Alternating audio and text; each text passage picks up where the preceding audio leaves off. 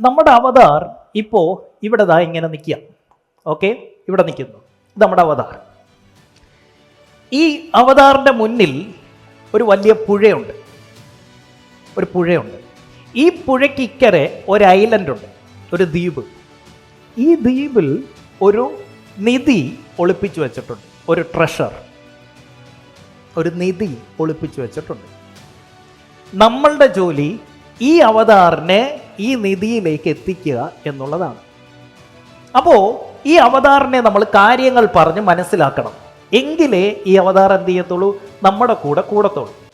നമ്മുടെ കസ്റ്റമർ നമ്മളുടെ കൂടെ കൂടണമെങ്കിൽ അവർക്ക് ഈ 4 കാര്യങ്ങൾ മനസ്സിലാവണം.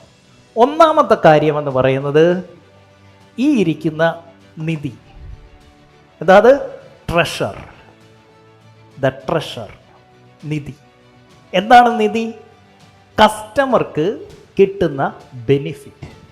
എന്താണ് നിധി? നമ്മുടെ പ്രൊഡക്റ്റ് അല്ല, ആ പ്രൊഡക്റ്റ് അല്ലെങ്കിൽ സർവീസ് ഉപയോഗിക്കുന്നത് കൊണ്ട് കസ്റ്റമർക്ക് കിട്ടാൻ പോകുന്ന ബെനിഫിറ്റ് എന്തൊക്കെയാണ്, അതിൻ്റെ പേരാണ് ട്രഷർ. അപ്പം ആദ്യം ഒരു കസ്റ്റമറോട് സംസാരിക്കുന്ന സമയത്ത് ആദ്യം നമ്മൾ പറയേണ്ടത് what is in it for them. ആർക്കൊക്കെ ഇവിടെ ഗോൾഡൻ ഗൂസ് ഫാം തുടങ്ങണ്ടേ? ആർക്കൊക്കെയാ? കൈപൊക്കിക്കേ. Yes, that's the treasure. ആർക്കൊക്കെ നല്ലൊരു സ്ട്രോങ് പ്രോഫിറ്റബിൾ കസ്റ്റമേഴ്സിനെ ബിൽഡ് ചെയ്യണ്ടേ? Yes, that is the treasure. ആർക്കൊക്കെ ഇവിടെ നല്ല എ ടൈപ്പ് എംപ്ലോയീസിനെ കൂടെ നിർത്തി ഡെവലപ്പ് ചെയ്യണ്ടേ? യെസ്. ആർക്കൊക്കെയാണ് ഇവിടെ ലീഡർഷിപ്പ് ഡെവലപ്പ് ചെയ്യേണ്ടത്, ക്യാഷ് ഫ്ലോ കൂട്ടേണ്ടത്, സെയിൽസ് കൂട്ടേണ്ടത്, ബിസിനസ് വളർത്തേണ്ടത്? Yes, all these are treasures. ഞാൻ എൻ്റെ അവതാറിനോട് പറയുന്ന ട്രഷേഴ്സാണ് ഇതൊക്കെ. വാഗ്ദാനം മാത്രമല്ല, ഇവിടെ ഓരോ ടേബിളിലും ഞാൻ കൊണ്ടുവന്ന് ഇരുത്തി തന്നിട്ടുണ്ട് പ്രൂഫ്. നിങ്ങളുടെ തൊട്ടടുത്തിരിക്കുന്ന ആളിനോട് ചോദിച്ചാൽ മതി ഈ പറയുന്നതൊക്കെ ഉള്ളതാണോ എന്ന്. സ്ട്രോങ് ടീമിനെ ബിൽഡ് ചെയ്യാൻ സഹായിച്ചിട്ടുണ്ടോ എന്ന്, അവരുടെ സെയിൽസ് കൂട്ടാൻ പറ്റിയിട്ടുണ്ടോ എന്ന്, അവരുടെ ലീഡർഷിപ്പ് കൂട്ടാൻ പറ്റിയിട്ടുണ്ടോ എന്ന്. അപ്പോൾ ഇവിടെ നിൽക്കുന്ന ഒരു ബിസിനസ് ഓണറെ സംബന്ധിച്ച് 2 സ്റ്റേജാണ് നമുക്ക് ബിസിനസ്സിലുള്ളത്. ഫസ്റ്റ് സ്റ്റേജിൽ $1 മില്യൺ താഴെ, അതായത് 10 കോടിക്ക് താഴെ ബിസിനസ് ഉള്ള ആരൊക്കെയുണ്ട് ഇവിടെ? ഇയർലി 10 കോടിക്ക് താഴെ ബിസിനസ് ഉള്ള നിങ്ങൾക്ക് വേണ്ട നമ്പർ 1 സ്കിൽ എന്താണെന്നറിയോ? Closing skill.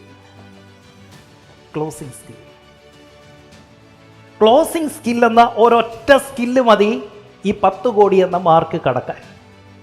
ആർക്കൊക്കെ 10 കോടി ബിസിനസ്സിലേക്ക് എത്തണം? ഇനി 10 കോടി കഴിഞ്ഞ ആരൊക്കെയുണ്ട് ഇവിടെ? The number 1 skill you need is leadership skill. ഇനി നിങ്ങൾക്ക് വേണ്ട സ്കിൽ ലീഡർഷിപ്പ് സ്കിൽ മാത്രമാണ്.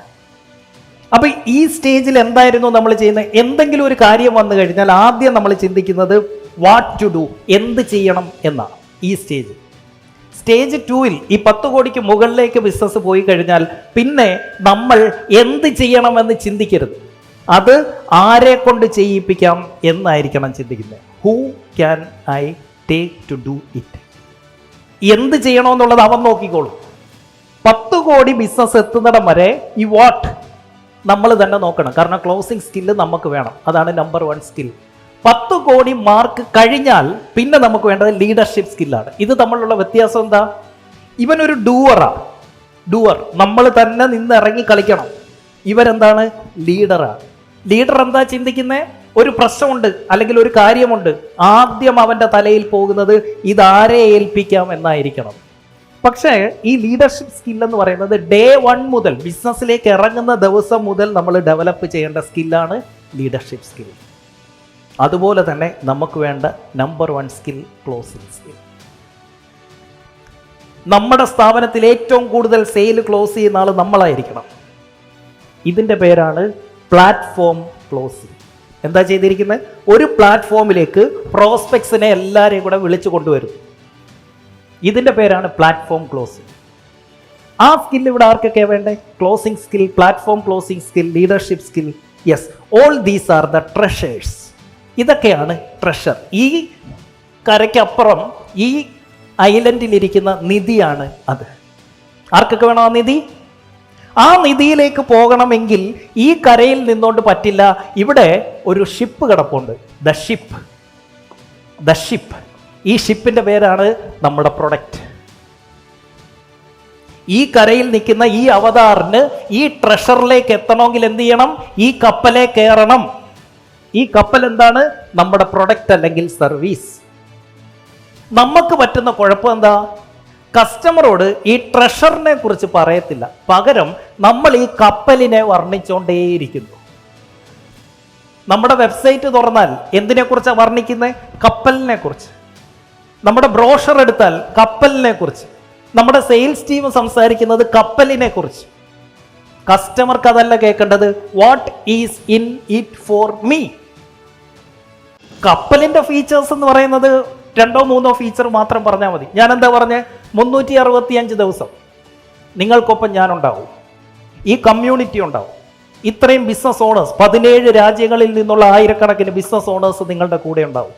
ഏത് സമയത്തും നിങ്ങൾക്ക് ഫോൺ ചെയ്ത് അവരുമായിട്ട് സംസാരിക്കാനായിട്ടുള്ള അവസരമുണ്ടായിരിക്കും. ഈ ഇരിക്കുന്ന ഇത്രയും മാസ്റ്റർ മൈൻഡ് ഗ്രൂപ്പിനൊപ്പം നിങ്ങൾക്ക് ഇരിക്കാൻ പറ്റും. All these are features. ഷിപ്പിനെ വർണ്ണിക്കുകയാണ്. അപ്പൊ ആദ്യം എന്താ? ട്രഷർ, അക്കരെ ഇരിക്കുന്ന സമ്മാനപ്പൊതി. ആ സമ്മാനം നമ്മുടെ പ്രൊഡക്റ്റോ സർവീസോ ഉപയോഗിക്കുന്നതുകൊണ്ട് കസ്റ്റമറുടെ ജീവിതത്തിൽ കിട്ടാൻ പോകുന്ന ബെനിഫിറ്റ് ആണ് ആ ട്രഷർ. കസ്റ്റമർക്ക് ഏറ്റവും കൂടുതൽ അറിയേണ്ടത് ഇതിനെക്കുറിച്ചാണ്. അടുത്ത ഇപ്പം അറിയേണ്ടത് ഇതാണ്. ഓക്കെ, ട്രഷർ എനിക്ക് മനസ്സിലായി, ഷിപ്പും മനസ്സിലായി. ഇനി എനിക്ക് അറിയേണ്ടത് എങ്ങനെയാണ് നിങ്ങൾ ഞങ്ങളെ അവിടേക്ക് എത്തിക്കാൻ പോകുന്നത്. അതാണ് ദ മാപ്പ്. ആ മാപ്പ് ഒന്ന് കാണിച്ച് എങ്ങനെ അവിടെ എത്തിക്കാൻ പോകുന്നതെന്ന്. എങ്ങനെയാണ് മാപ്പ് കാണിക്കുന്നത്? നമ്മളുടെ കസ്റ്റമർക്ക് നമ്മളുടെ കൊടുക്കുന്ന പ്രൊഡക്റ്റ് അവരുടെ ജീവിതത്തിൽ ഇമ്പാക്റ്റ് എങ്ങനെ ഉണ്ടാക്കുന്നു എന്ന് വരയും കുറിയുമായിട്ട് കാണിച്ചു കൊടുക്കാൻ നമുക്ക് പറ്റണം. ഇപ്പം ഫോർ എക്സാമ്പിൾ, ഒരു ബിസിനസ് ഓണർ വരുന്നത് 4 സ്റ്റേജിൽ കൂടിയാണ്. ഒന്ന്, ഒറ്റയ്ക്ക് കാര്യങ്ങൾ ചെയ്യുന്ന ഒരു ടെക്നീഷ്യനായിട്ട്, പിന്നെ ഒരു കൂട്ടം ആളുകളെ കൂട്ടിക്കൊണ്ടുള്ള ഒരു മാനേജറായിട്ട്, പിന്നെ സിസ്റ്റമാറ്റിക് ആയിട്ട് കാര്യങ്ങൾ ചെയ്യുന്ന ഓണറായിട്ട്, പിന്നെ നമ്മളില്ലാത്ത ഗോൾഡൻ ഗൂസ് ചെയ്യുന്ന ഇൻവെസ്റ്ററായിട്ട്. നിങ്ങൾ ഇന്നൊരു ടെക്നീഷ്യനാണെങ്കിൽ നിങ്ങളെ ഞാൻ ഇൻവെസ്റ്റർ ആക്കാം.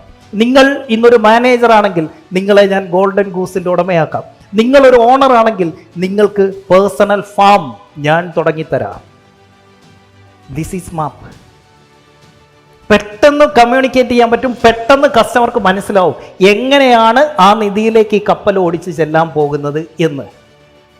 അപ്പം നിങ്ങളുടെ കസ്റ്റമറുടെ ലൈഫിൽ നിങ്ങളുടെ പ്രൊഡക്റ്റും സർവീസും ഭയങ്കര ചലനങ്ങൾ സൃഷ്ടിക്കുമെന്ന് വാക്കാൽ പറഞ്ഞിട്ട് കാര്യമില്ല. ഇതുപോലെ വരയും കുറിയുമായിട്ട് കാണിച്ചു കൊടുക്കാൻ പറ്റണം. ഇത് അവരുടെ ഹൃദയത്തിലാണ് പതിക്കുന്നത്. വാക്കുകൾ കൊണ്ടല്ല, മാപ്പിൽ കൂടി പ്രസന്റ് ചെയ്യാൻ പറ്റണം.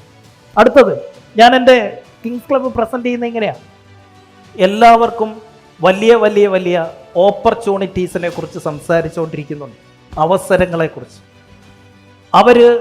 അവരുടെ കൃത്യമായ ടൈമിങ്ങിനെ കുറിച്ചും സംസാരിക്കുന്നുണ്ട്. എൻ്റെ ചോദ്യം, ഈ അവസരം കൃത്യമായി വന്നപ്പോൾ ഇതെടുക്കാനുള്ള കേപ്പബിലിറ്റി നിനക്കുണ്ടോ? സ്കിൽ. മുമ്പ് എന്താ പറഞ്ഞേ? സ്ട്രാറ്റജി ഇഷ്ടം പോലുണ്ട്, സ്കിൽ എക്സിക്യൂട്ട് ചെയ്യാനുള്ള എബിലിറ്റി ഇല്ല. ഇതെന്താ?